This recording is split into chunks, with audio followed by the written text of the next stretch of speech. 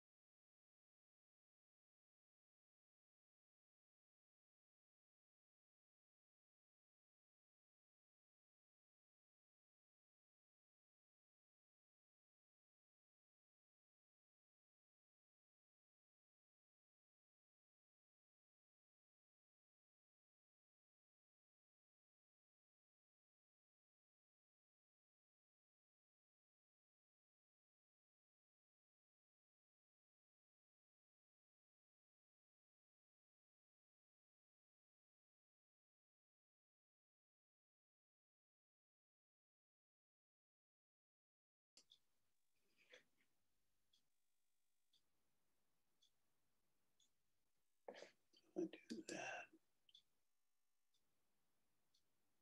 No.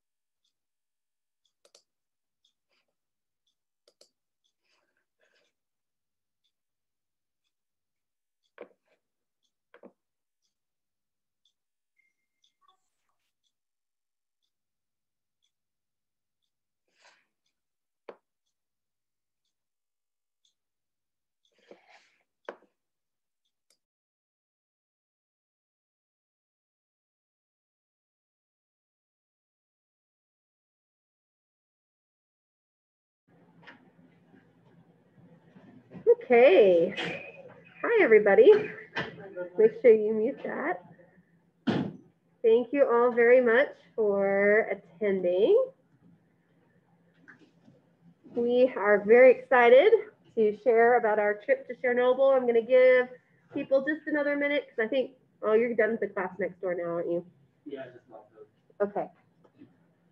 Okay. Well, then we will go ahead and get started.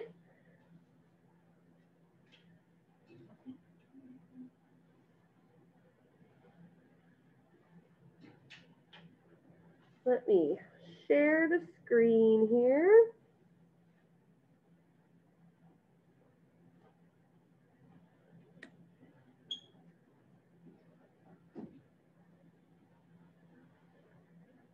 Okay. Sure, just the front one. Take that off, put that down.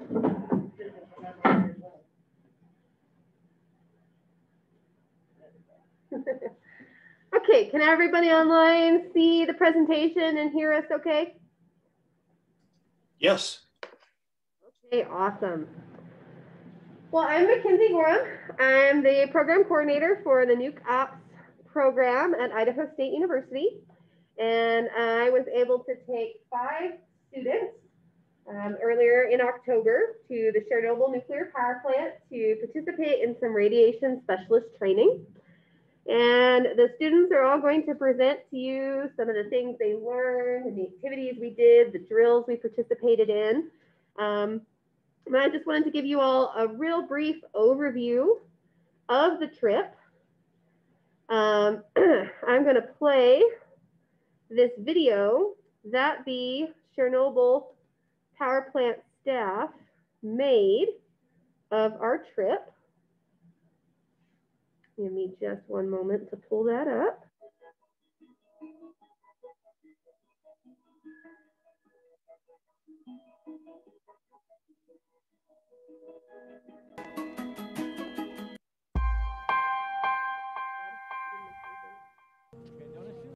З 15 по 23 жовтня на Чорнобильській АЕС та у зоні відчуження пройшов тренінг з підвищення кваліфікації з радіаційної безпеки для спеціалістів зі Сполучених Штатів Америки. Програма організована Цехом радіаційної безпеки ЧАЕС, Фондом чистого майбутнього та компанією Technical Resources Group. Тренінг спрямований на застосування знань та досвіду спеціалістів Чорнобильської АЕС у польових умовах. Американські спеціалісти мали змогу пліч-опліч працювати з персоналом станції та у реальних умовах застосувати знання та навички з радіаційної безпеки. Підсумок тренінгу підбиває заступник директора технічного з безпеки Олександр Новіков та співорганізатор тренінгу зі сторони США Лукас Хіксон. Чернобыльская площадка обладает уникальной возможностью продемонстрировать различные виды излучения в различных локациях с различным уровнем активности. И все это находится в очень компактной форме, то есть не нужно длительных и сложных перемещений, что дает возможность участникам тренинга получить уникальнейший опыт на уникальных объектах. Подойдя с этой точки зрения, мы проводим уже второй тренинг специалистов с различных установок Соединенных Штатах Америки для того, чтобы они приобрели навыки проведения измерений радиационного мониторинга в условиях аварийного состояния площадки. Потому что то, что для нас уже считается нормой, для них считается аварийной ситуацией. Возможность поделиться опытом работы, уникальным опытом работы в таких условиях стала причиной того, что уже во второй раз проводится такого рода тренинг американских специалистов, и каждый раз мы видим наряду с приобретением определенных профессиональных навыков очень насыщенную эмоциональную волну. Люди с другой стороны океана начинают понимать, как непросто выполнять функции поддержания блоков в безопасном состоянии, проводить работу по преобразованию объекта укрытия в экологически безопасную систему, вести работы по снятию с эксплуатации этой площадки. Заняття в польових умовах призначені для того, щоб навчити учасників тренінгу необхідним принципам і належній поведінці, які будуть зберігати їх в безпеці в умовах радіаційного забруднення. До складу розробленої програми входять навчання принципам чистої лінії, першого входу, дії груп радіаційної розвідки, і все це з обов'язковим забезпеченням дозиметричного контролю наших учасників. Кожна наступна вправа доповнює дані, отримані в попередній. Отже, до закінчення навчального курсу, незалежно від того, де вони працюють, у приміщенні або зовні, учасники тренінгу повинні розуміти, яким чином використовувати своє обладнання, щоб уберегти свою команду, а також зібрати корисну інформацію про забруднення на відведеній території. Я надеюсь, что пандемия не создаст непреодолимых барьеров в проведении дальнейших тренингов на площадке станции. Мы подготовили несколько новую программу, мы хотим дополнить новую программу как бы неожиданным фактором. Когда группа проводила измерения, находила определенные какие-то интересные с их точки зрения значения, мы хотим, так как это делать с полевым прибором, мы хотим сейчас провести уже тонкий анализ этих с использованием спектрометрических, масс-спектрометрических методов, чтобы уточнить и понять и объяснить этим людям природу таких значений.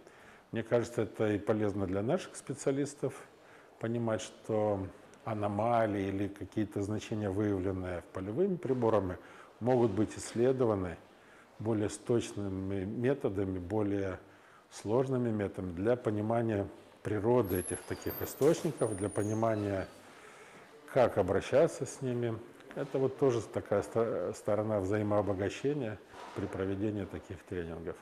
Надеюсь, что наши специалисты посетят площадки на территории Соединенных Штатов Америки, чтобы понять, как там проводятся измерения, подчеркнуть для себя новые возможности в контроле радиационной обстановки. Любое мероприятие, которое проводится неважно где и неважно кем, не может быть успешным, если не существует лидеров, которые обеспечат проведение таких мероприятий. Успех этих тренингов был достигнут за счет участия двух лидеров. Это, конечно, Лукас Хиксон, который взял на себя большую часть организаторских обязанностей, и благодаря его усилиям эти тренинги состоялись. И с нашей стороны это Леонид Яковенко, начальник цеха радиационной безопасности. Хочу выразить этим двум людям благодарность свою. И это еще раз показывает то, что невзирая на различия в материальном плане, в опыте или в других каких-то, когда существует общая важная задача, люди разных национальностей, разных государств могут ее успешно решать.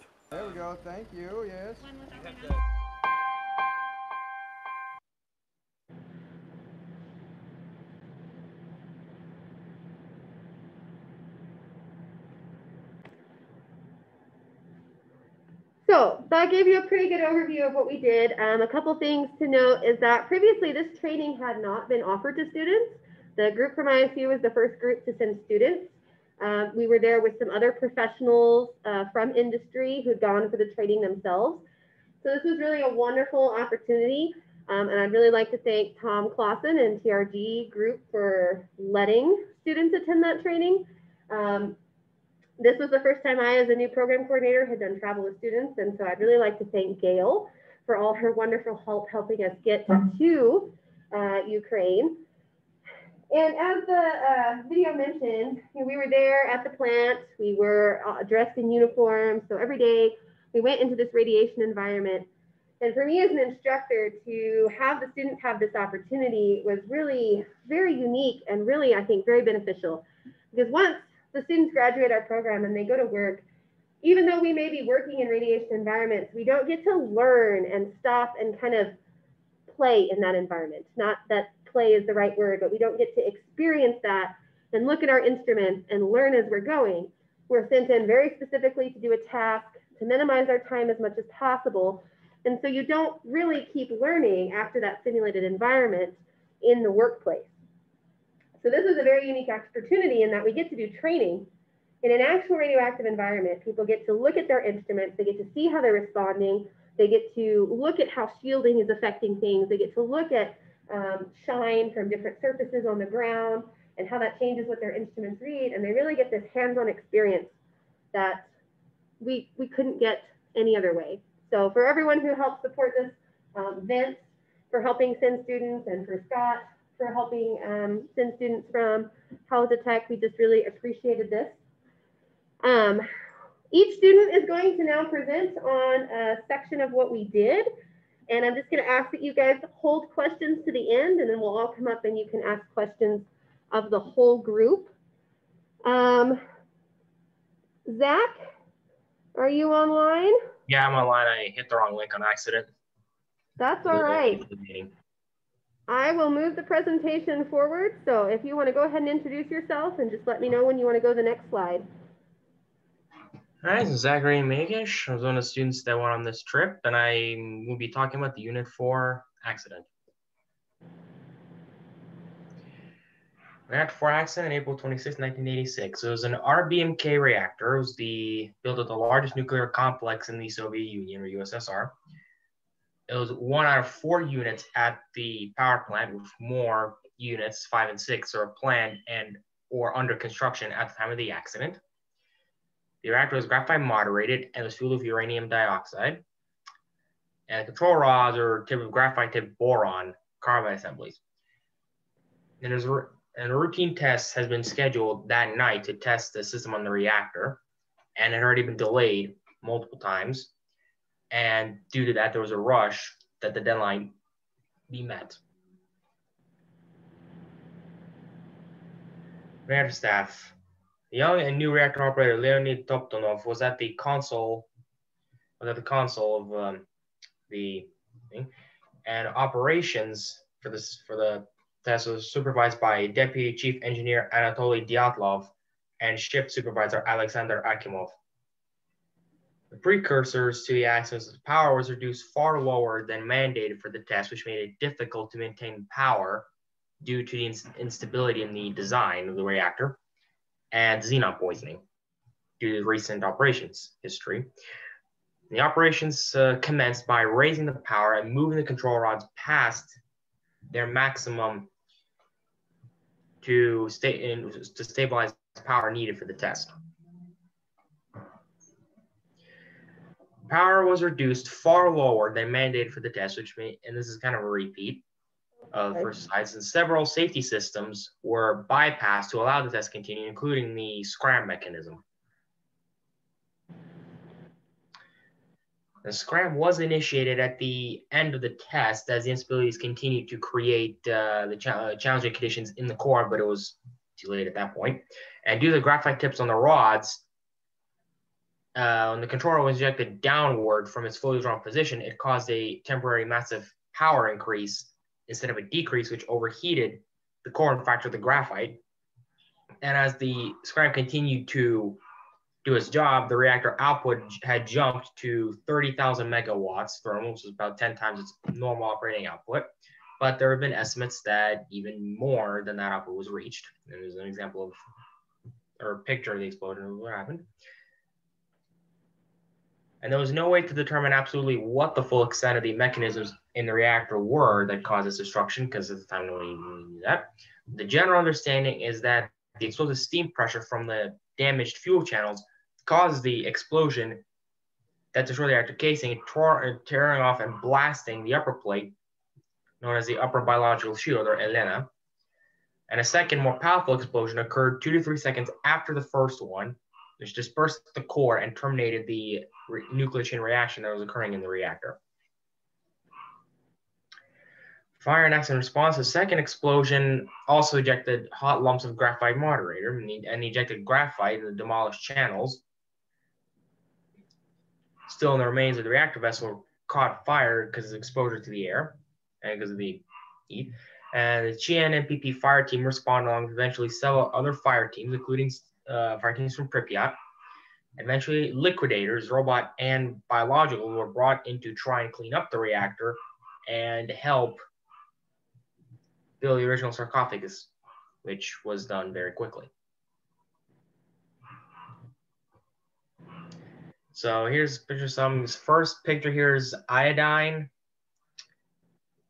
Then this one is cesium, or wait, well, cesium or strontium, one of the two, and the other one is strontium. The last one is strontium 137. The other is cesium. The second one is cesium, which were the two elements that we found while we were at Chernobyl, albeit pieces of them. Okay, thank you, Zach. Brooke is going to come share next.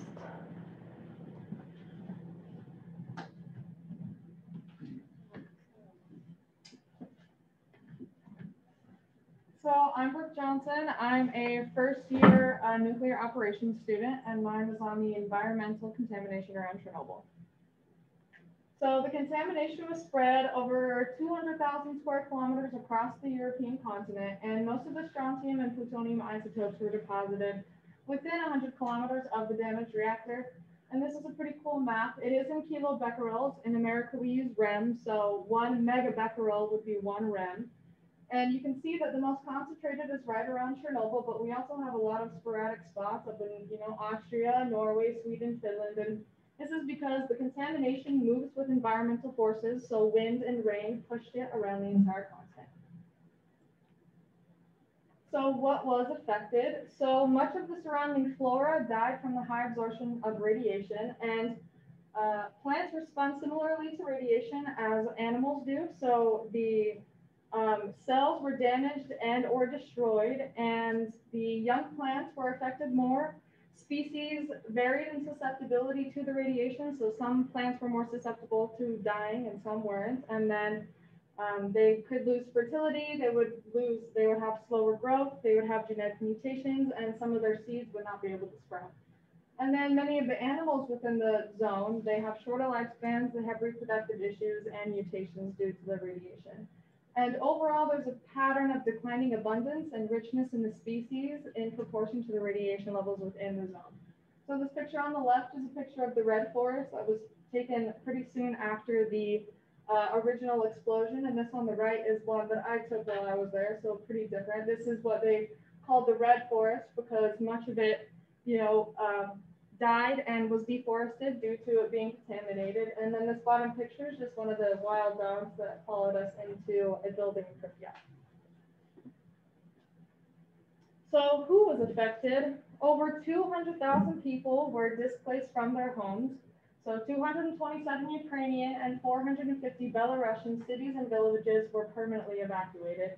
And they were put in Chernobyl housing communities throughout Ukraine and other major cities. So there's one in Kiev and other big cities. And the effects of Chernobyl followed them throughout their entire lives.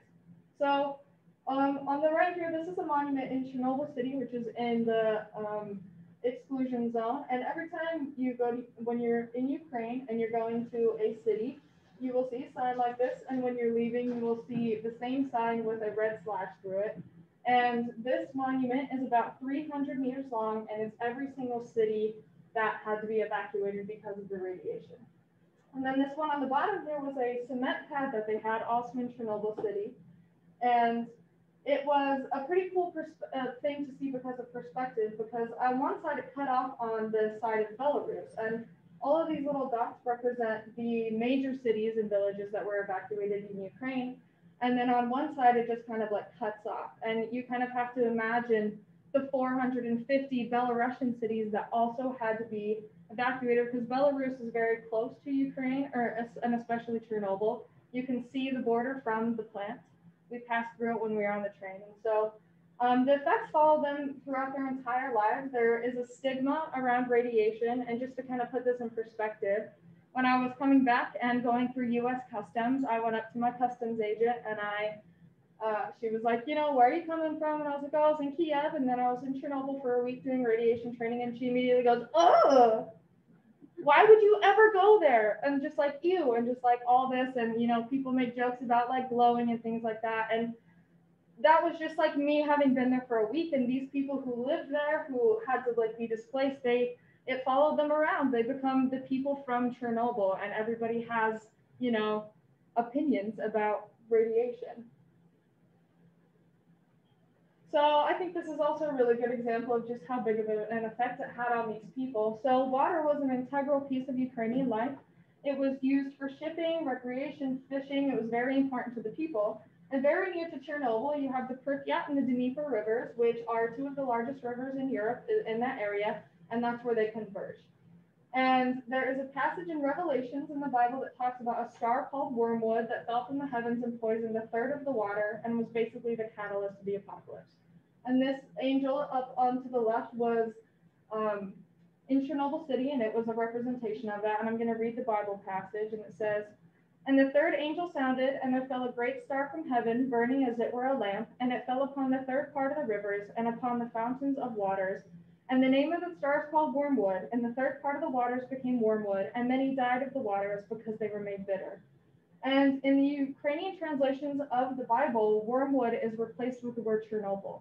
So this was such a horrific event to them. It was like the apocalypse. And these pictures on the bottom left and the right are from the church, from a church in Slavich, which is the city that all the Chernobyl workers currently live in.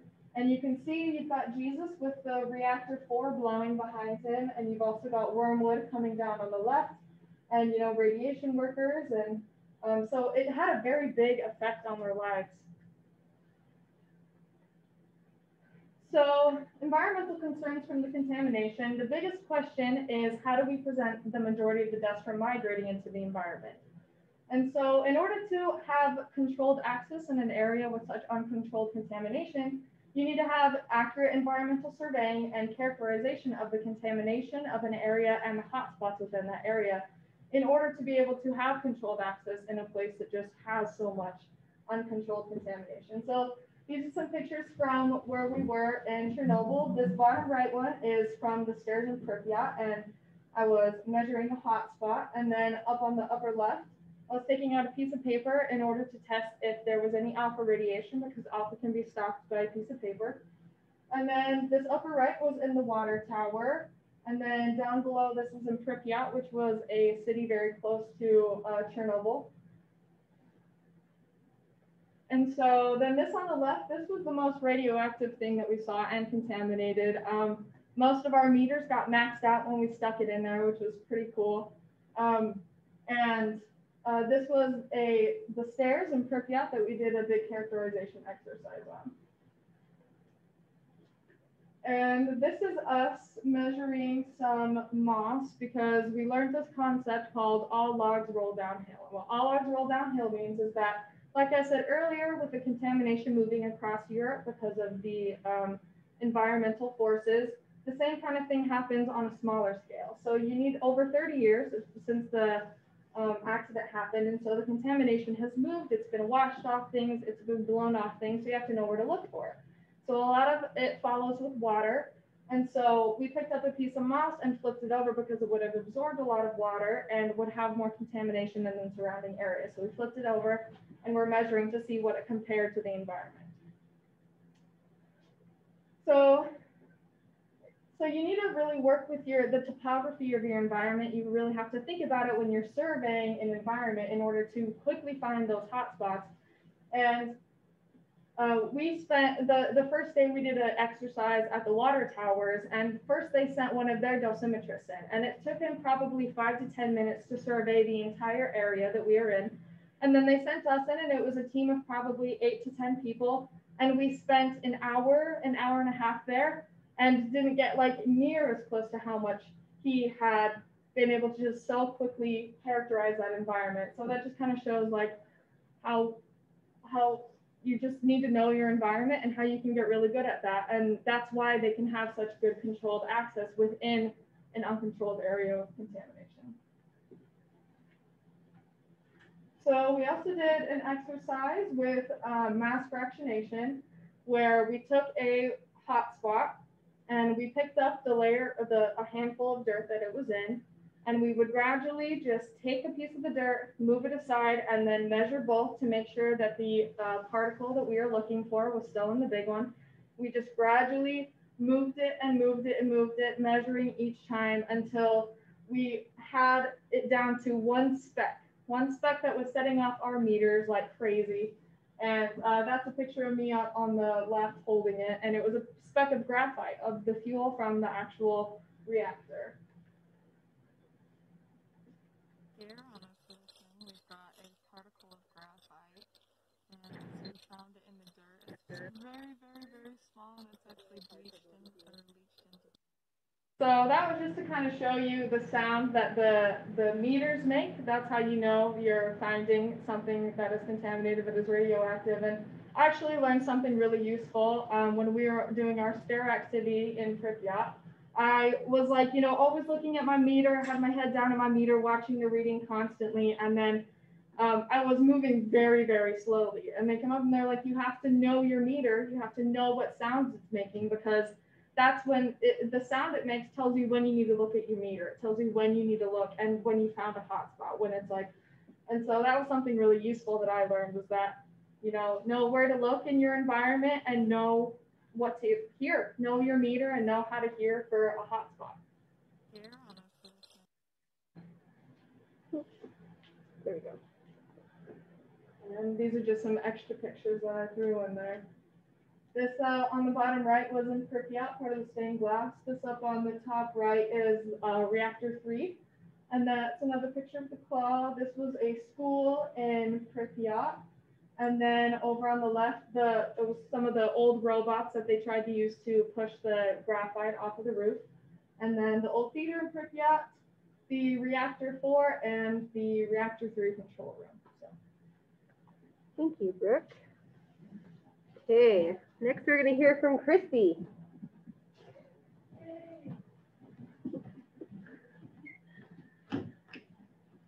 Okay, I'm Christy Collier. I graduated in 2019 from the Nuke Ops program. And since I've been continuing my education, and I'm almost done with my Bachelor of Applied Science. And while I've been working on my Bachelor of Applied Science, I've been the career path intern for the program.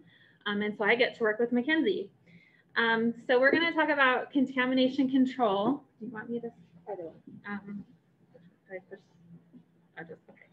Okay, so we're going to talk about the structure that they built around the reactor after the accident. They obviously needed a way to contain all of the radiation and protect the environment around the exposed reactor. And this is a picture of our group standing inside the new confinement arch. So the Russian translation is shelter. Most people refer to it as the sarcophagus, but it does directly translate into a shelter. And they started working on this just like 3.5 weeks after the accident happened. And the very first thing they did was to build a tunnel. They had brought in 400 coal miners, and they dug a 551-foot tunnel underneath so that they could pour a slab underneath the reactor about 12 feet down to prevent the melted nuclear fuel from reaching the groundwater. They completed the construction on the shelter in about 6.5 months, 206 days total. And of the hundreds of thousands of people that worked there contributing to cleanup and everything, they estimate about 90,000 worked directly on the shelter itself. Inside, you saw a 3D printed model of the accident. This is a picture. Oh, sorry, I'm looking at the wrong slide. We'll get to that in a second. So when it was open and exposed, they dumped about 15,000 tons of materials into the reactor via helicopter to help contain the radiation and get that under control before they could start doing anything else. The shelter itself contains more than 400,000 cubic meters of concrete and 7,300 tons of metal framework, and that is in European number, so it's actually more if you look at American. It's like 8.4 tons. And all of that contains what is left of inside of reactor 4, which is over 740,000 cubic meters of radioactive waste, high level radioactive waste, nuclear fuel, radioactive dust, combustible material, and fuel containing materials. So here's the picture I was getting ahead of myself with. You see right in the middle, that green part that's laying on its side, that is the upper biological shield, and that is what we just saw in one of the pictures that Brooke shared. That's the top of the reactor. And it actually blew clear up and hit the roof, and then it landed on its side like this, and it's still kind of hanging out there today.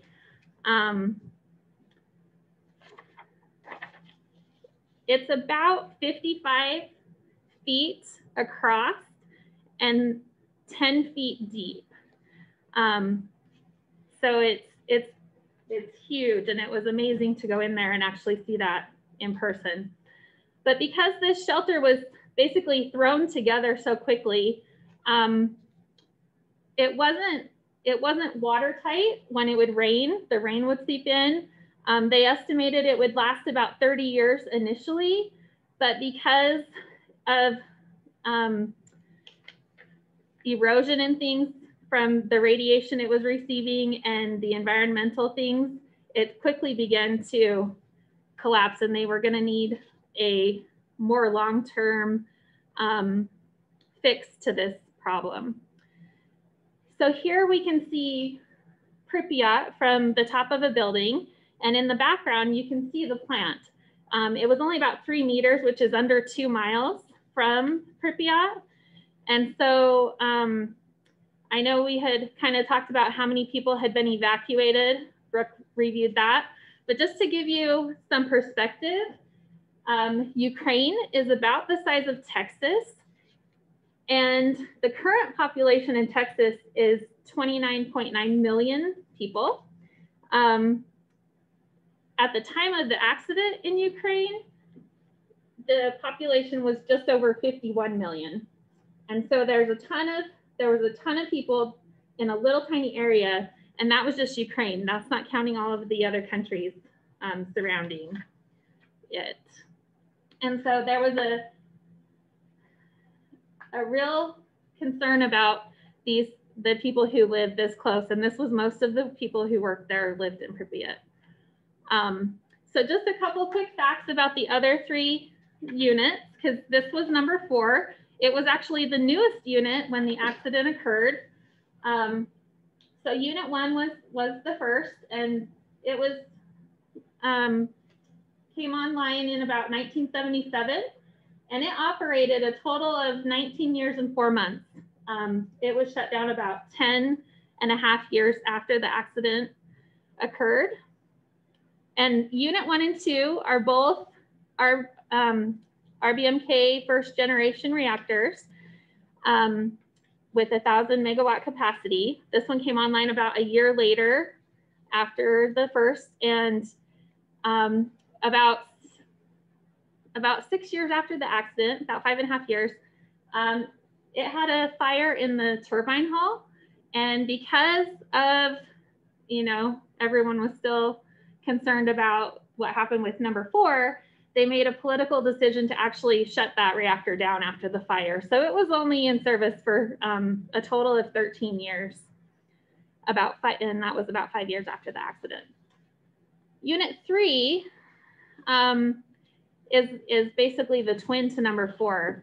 And it was, units 1 and 2 were built further down the building, but unit 3 and 4 were kind of butted together at the end. And it was 3 and 4 are second generation RBMKs. It came online in 1981 and it operated until December of 2000. So it continued to operate about not quite 15 years after the accident. And at the time of the accident, the Chernobyl power plant provided approximately 10% of the Ukraine's power supply. So they had to keep operating it after the accident so that they had enough power in their country to continue to do what they needed to do. So because of all of the erosion, we needed to have a better way to keep this safe and the world safe. And so about 1992, they actually put a call out to the whole world to come up with a longer term solution to contain the radiation. And a French company actually was selected out of, there were over 300 entries that they got ideas from. And in 2004, they began prepping the area to erect this new safe containment arch. Here is a picture from June 2013. That's kind of cool because you can see the arch being constructed. And then they purposely built it about 300 meters in front of the plant to minimize radiation exposure. And they used cranes for doing most of the upper work, again, to minimize exposure. In this picture, you can see about in the middle the 2 different stacks right there. The taller one was the original stack, and it was for units 3 and 4. They actually had to take that one down, and the smaller one is the new one that was for unit 3. Once they had that other one deconstructed. So this just shows you a little bit about the arch. The red trusses, there are 16 of those. And the space in between those is actually air pressurized so that when you go in, that helps with containing the dust and things. You can also see the yellow lines. Those are 2 giant cranes that they can hold about 50 tons each. And those will be used to deconstruct reactor 4. And they're going to begin that next year. So here's inside. The all of the scaffolding is actually called the design stabilization steel structure. And this was needed because the original buttress wall was starting to collapse a little bit. And so in 2008, nearly 20 years after the accident, they erected this, and it has cantilevers that go into it to support that. And it actually supports about 400 tons of material. And so this other picture shows some of the ventilation. And you can see in the top, the yellow part of the crane there. They monitor everything. And this building actually has like 19 different systems in it. And on ISU's campus, we have a similarly structured building, the Holt Arena. it's actually, I mean, we think the Holterine is fairly big, but it's nothing in comparison to the Safe Confinement Arch. I'm estimating, I don't know if you can see my, oh, you can't see that. I think that the Holterine only comes up to about the top of the turbine hull that sticks out right here. Because the Holterine is 89 feet above ground and the arch is 360 feet above ground. So, so this is just a little video that is showing them move the arch into place. And as that is playing, I'm gonna just give a couple more details about it. Hi, I'm Dr. Amy Killen. I have my own medical practice, and I've been using Doodly now for a few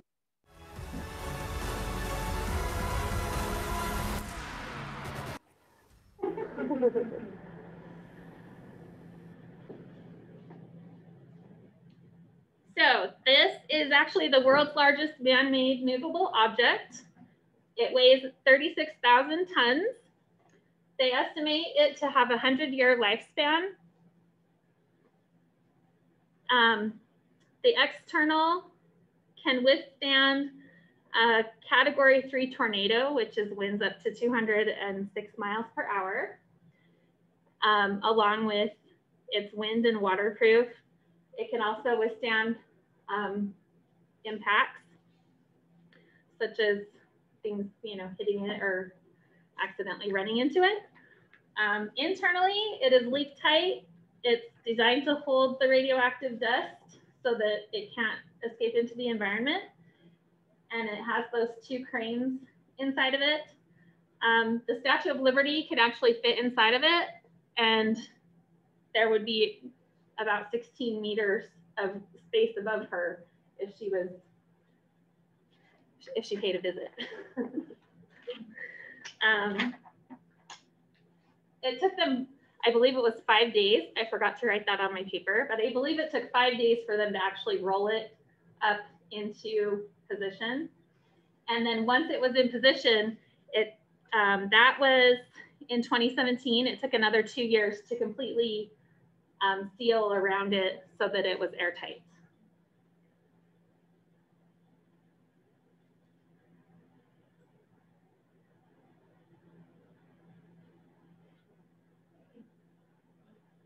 So you can see the distance in that little arm. All of that is air pressurized, and they have monitoring systems in their control room that keep track of all of that so that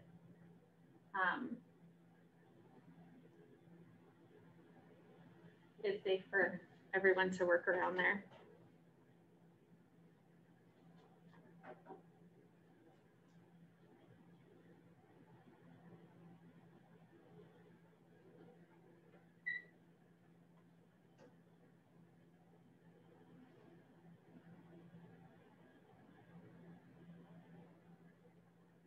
Okay.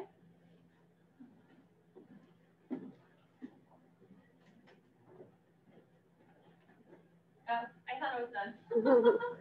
Keep going for a little bit. I'm done talking, so I'm not going to.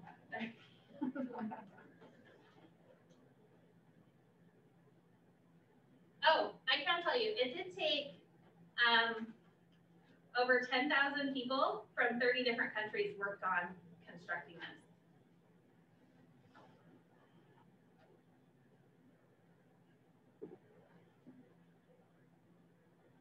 And it cost $2.3 billion. All right. Now it's there.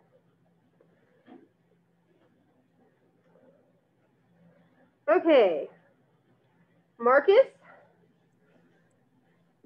I'm here. Can you see me? Yes. All right. Yeah, I'm Marcus Fist. I'm going to be talking a little bit more about the contamination in the Chernobyl facility. I'll talk a little bit more about the environmental and external, as well as some of the internal. So here we have a Ludlam Model 26-1. It's pointed right at the facility. This is inside the sarcophagus that Christy was just talking about. You can see that we're standing a good ways away, but it does have a reading of it's 8.78 millirem per hour. So, I mean, it's still got quite a bit of movement in there, a little bit of radiation coming off of it. So there's plenty of stuff internally that you got to be worried about. You have some radioactive dust issues that continue to be a problem. That's why you have to wear face masks everywhere you go. And they have all sorts of PPE they put us in. But yeah, there definitely is quite a bit of radiation internally. But before I get into that too much, I do want to talk about some of the external radiation just a little bit more. So as a review, Brooke did say all logs roll downhill. That works all the time. That is like the fundamental thing. It was like our catchphrase that we said during this entire trip. And the same thing works internally. The same concepts apply. You look out here in the Pripyat Central Square, and the place you probably think that there's going to be the most contamination buildup. You can see that we have these little square pools sitting out there in the square. That's a place you get tons of buildup. See, like there's little drains down there that we found.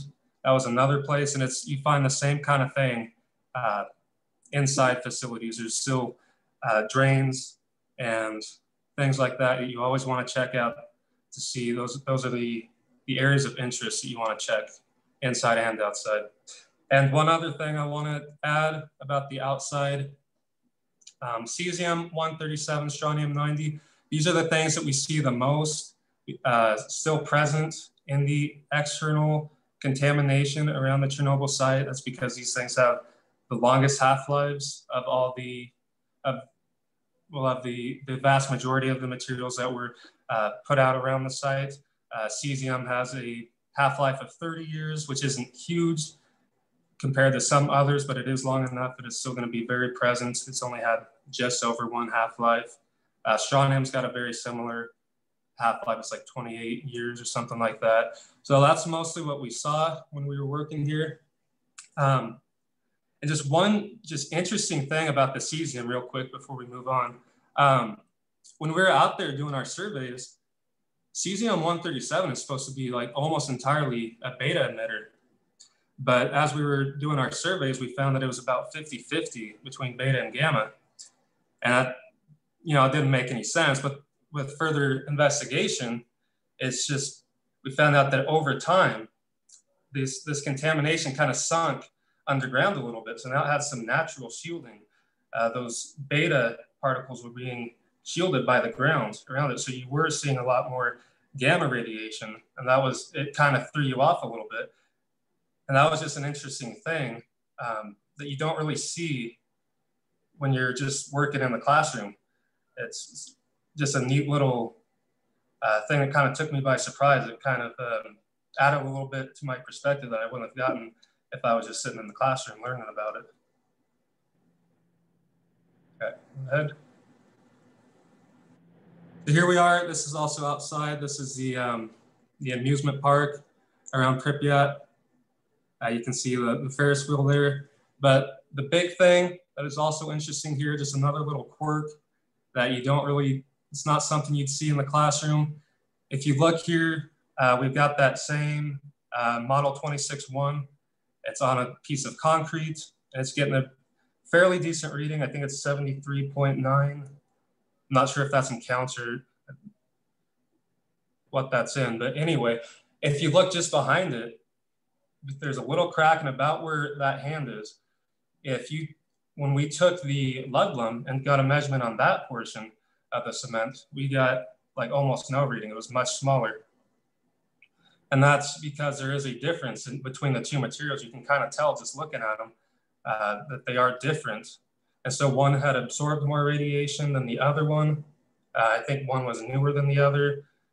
So one had more opportunity to be absorbing radiation through all this time. And that's just something, again, that you gotta keep in mind when you're going through doing the surveys that you wouldn't necessarily think of just learning about operations in the classroom. So that's just another really interesting thing that stuck out to me in my time in Chernobyl. As you can see, well, okay, we can go ahead to the interior. So interior, I just want to talk a little bit about the PPE we're wearing. This is the same kind of stuff. All the workers at Chernobyl had to wear this every day. These, these white coats. Sometimes they gave you blazers or other overcoats you can see in the picture on the right. But here, the picture on the left, when we're standing in front of the Chernobyl facility,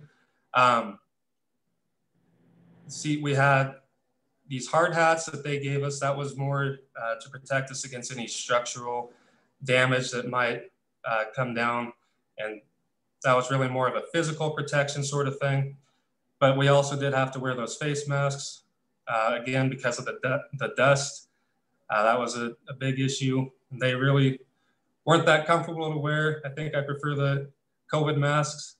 But they also had us wear these overcoats. We had 2 layers of gloves, 2 layers of, we had an undershirt and overshirt. We had some pants that we had upper layer and an under layer, shoes, socks, everything they gave to us that we had to wear while we were in the site.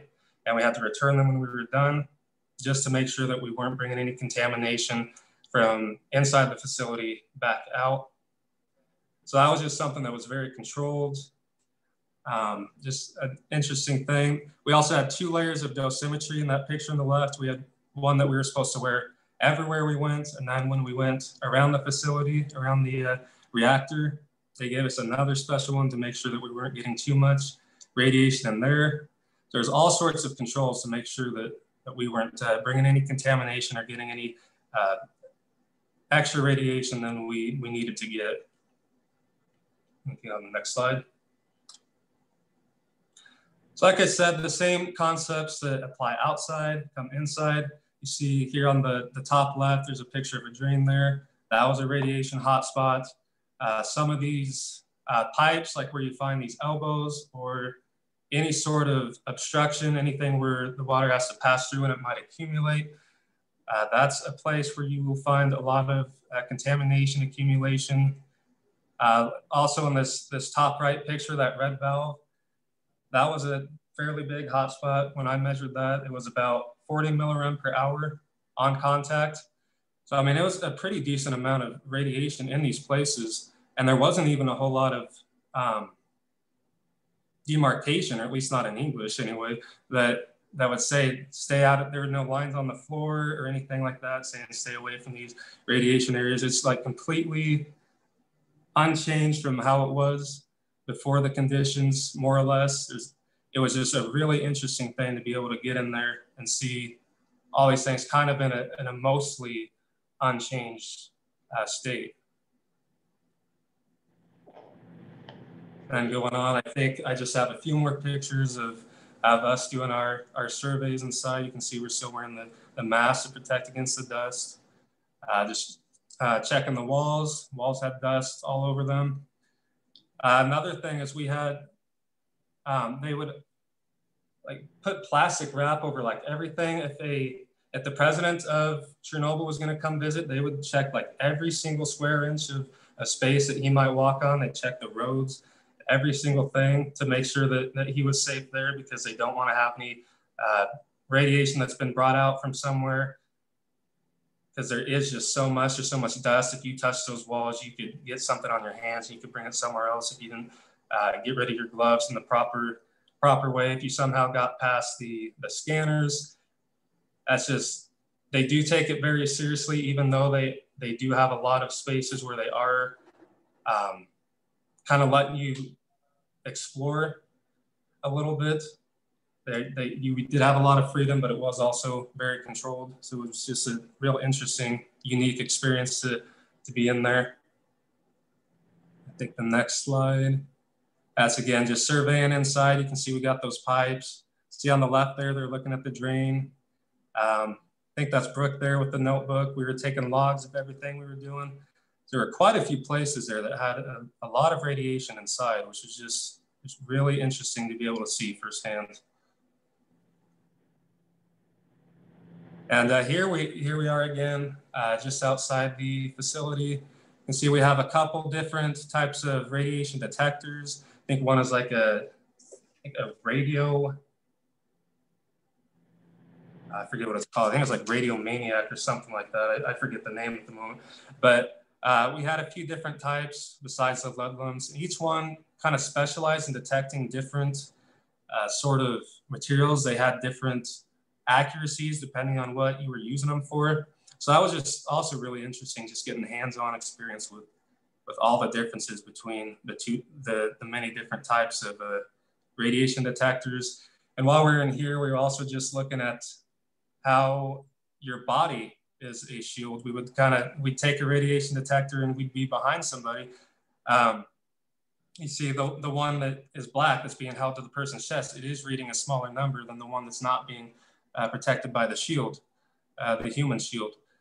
So that's just another interesting thing to see how easily radiation can be blocked just by a human body. That's about 40% change just from, looks like 2 human bodies right there.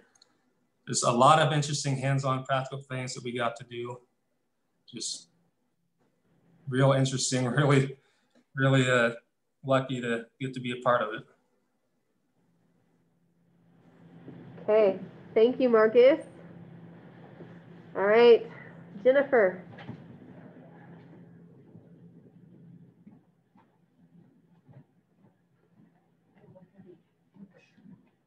You want to do it or you want me to? I can do it. Okay, it's just, Unless you really want to. let's forward with that. All right. Hi, I'm Jennifer Argenti, and my portion of the slideshow involves the plans for the deconstruction and decommissioning for the reactor 4 building and the structures containing it, and what they're planning to do with all of this contaminated material in the future. So here's a picture of all of us in our white clothes. And this is a timeline that I got from a plan pamphlet that they gave to us at the plant and their website. And what everyone there refers to the plant is CHNPP. You would hear that a lot everywhere, and that's just an acronym for the Chernobyl power plant. And I know this slide has a lot of acronyms in it too, but I'll explain each one of them in detail later on. And I'm gonna start in my timeline in 2012 when they started commissioning the CMD and C manufacturing plant, and then on to 2017 when the new safe confinement enclosed the perimeter around reactor 4 in an attempt to enclose all of the radioactive dust. 2018 is when the LRTP liquid treatment plant was commissioned. In 2019, the ICSRM solid waste facility was commissioned, and the ISF-2 for spent nuclear fuel was completed this year. The last 3 items you can see on here are goals that they plan to hit in the future.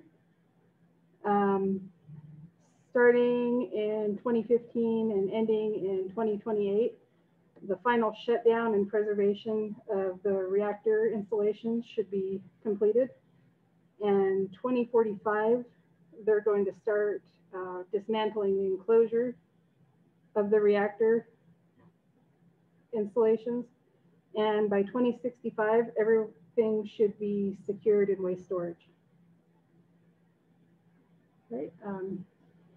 Commissioned in 2012, the CMD and C is the complex for manufacturing steel drums and the reinforced concrete containers to be used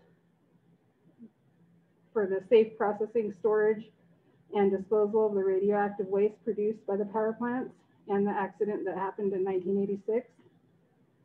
The concrete shielding containers are manufactured with 2 different types of lids, depending on if you're going to be transferring or disposing of waste. The drums are made from carbon steel, and They have a lot of quality checks of the structural integrity of the material. And the yearly production capacity of this facility is about 34,000 steel drums and about 700,000 reinforced concrete containers. And I think we would drive or train past this every day, ride past this, because every morning we boarded the train in Slavutich on the way to the Chernobyl power plant. We would pass this place, and it's the only other stop on the route. And these are some pictures that my colleague, that's what we called each other and what they called us. My colleague Christy took these pictures. Inside the area of the new safe confinement, this is where the barrels are going to be filled and sealed, and the debris inside compressed before they go to a storage facility. And then this next slide shows the modern radiation control monitoring station that's inside the new safe confinement. So they are constantly monitoring everything, and then they just monitor it from there.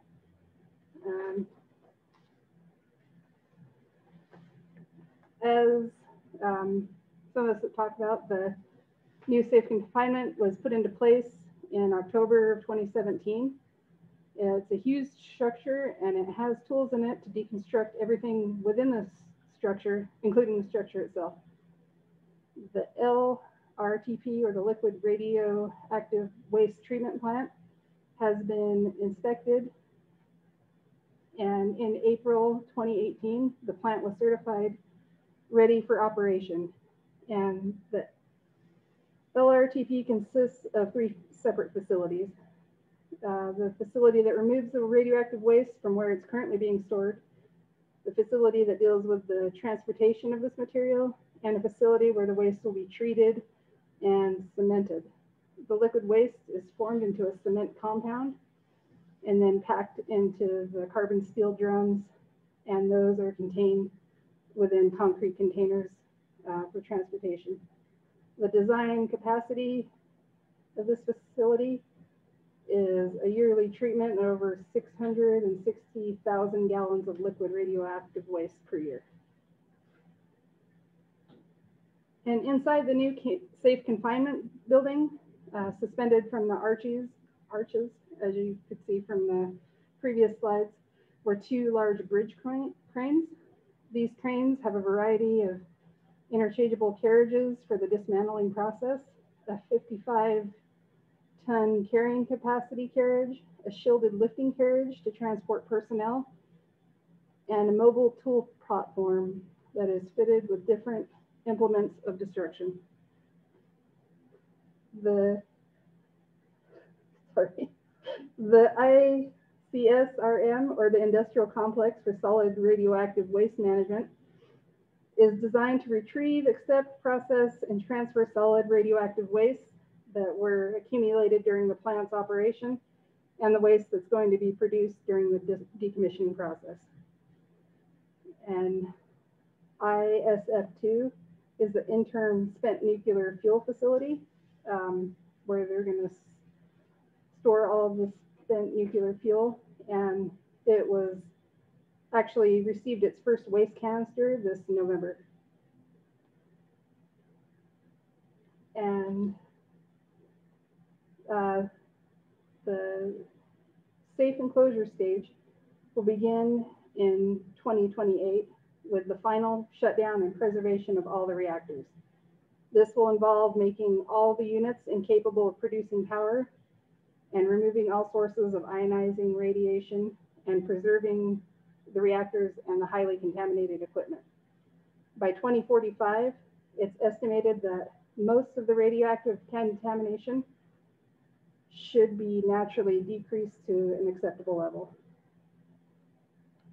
And final objective of the decommissioning project is called the brown spot. I know it's kind of a strange name, but it basically means that they want all of the levels of the contamination within the areas around the reactor to be at the same levels seen in the rest of the exclusion zone by 2065. The exclusion zone will remain uninhabitable for people, and the area may be used for the future needs of the Ukrainian nuclear industry. Okay. All right. That is our presentation. And so at this point, I would like to open it up for any questions that you all may have. And we've got one question here. Go ahead, Caden. When you guys were going through this tour, did you hear anything about the original people that went up and cleared the debris off the roof of the building? Like, I can't remember what they called it, but Biological robots? yeah, there's some people went up there, and I heard that they got like a lot of dose. Yeah, they did. They did talk about the liquidators and the robots, and you guys can feel free to chime in. There are significant doses that happen. Most of the original first responders, so those fire teams that Zach talked about coming in from Chernobyl power plant and Pripyat, as they were trying to fight the graphite fire, the vast majority of all of those first responders died of radiation sickness. So they received lethal doses. And then the liquidators, they started to realize what had happened a little bit later. At first, nobody believed the reactor had actually exploded. They thought it was just a fire. And so then when the liquidators started coming in, they did start trying to reduce dose by not allowing people to be in proximity for a long amount of time. You could go and spend, I think, Christy, was it 45 or 60 seconds, you said?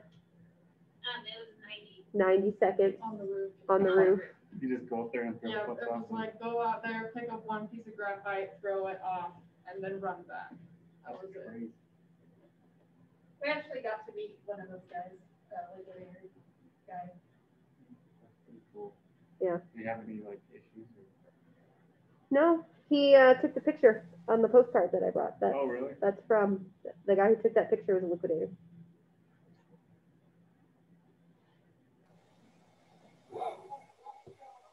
Any questions online? I should be able to see chat, or you guys can just speak up. What were your doses? We haven't gotten our dose reports officially back yet, but just monitoring with our EDs, we're thinking about 3 or 4.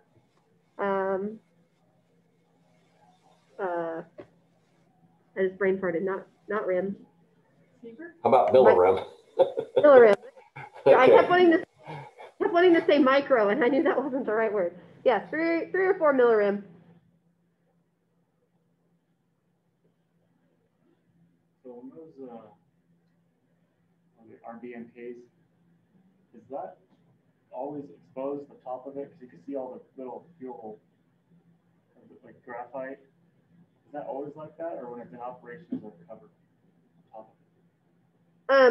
So I don't know if you guys could hear that online, but Caden asked about the RBMK reactors. Brooke showed that picture of the reactor top and all of us standing on there. And so he was asking if those are always exposed. And my understanding is what we were standing on is the top of the drives and we're above the shield. Tom or Lucas might be able to correct me on that, but that's my understanding. No, we were standing on top of that, basically that biological shield on the top of the reactor, and above us was we were enclosed inside of a building, but not like containment structures you have in the United States. Yeah, so that RBMK, the acronym in Russian, it's a big channel type reactor. So those channels that you could see, that's not inside a pressure vessel. That's how the reactor is structured. Interesting design. For a lot of reasons. Do they already have plans for, like, they're thinking that after 100 years goes by, reviewing the sarcophagus? So, like Jen was talking about, their goal is before that 100 years elapses, they have containerized all of the rubble, and it's in those concrete and steel waste storage containers.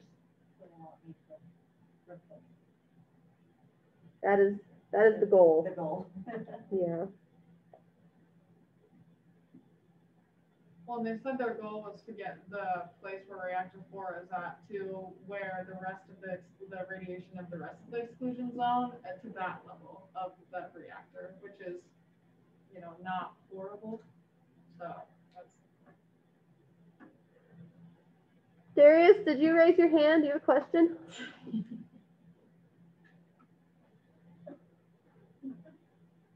I don't know. I think you're still muted, Darius. Can you hear me now? Yes. Yay!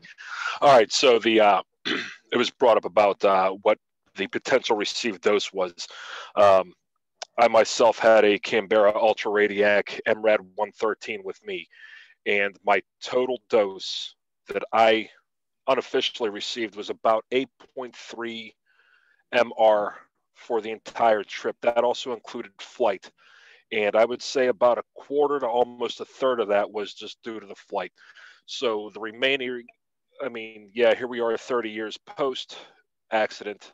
Some of the numbers are still a little bit spicy, but I mean, considering where we got to go and what we got to see, I don't think it was anything, you know, overly brutal or any of concern. But it was nice to be able to put it together, you know, traveling halfway across the world, seeing what those numbers are, and then correlating it to where we were at. I thought that was pretty interesting and pretty cool. Yeah, it was an amazing experience. I know I just want to say thanks again to Vince, who was very supportive when I first sent him this idea to sending students, and just asked me, you know, how would you manage to do this? What would it look like? And then said, yes, let's make it happen. To the people in the travel department who helped us get everything done on a rather short timeline, to Scott, who approved the travel. Since we were traveling in COVID, we had to get approval all the way up the chain. And then Gail for her hours of helping me figure out how to do paperwork before and after the trip. It was just a wonderful experience, like Darius said, very unique. And I can tell the students who went definitely learned a lot and got a lot of experience they brought back to campus. And we're going to do some exercises, and they're going to share some of what they've learned over the next semester. So very excited for that as well.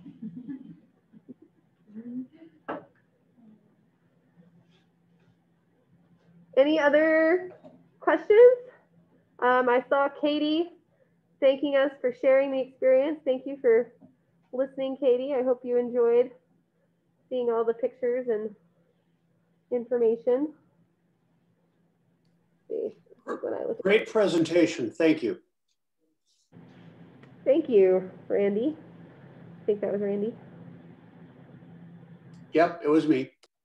Hey, thank you. All right, well, if you guys have any other questions you think of, you all know where to find Christy, Jennifer, Brooke, Zach, and Marcus. They'll be here for at least one more semester, a little bit longer for Zach and Brooke. So thank you guys again. All right.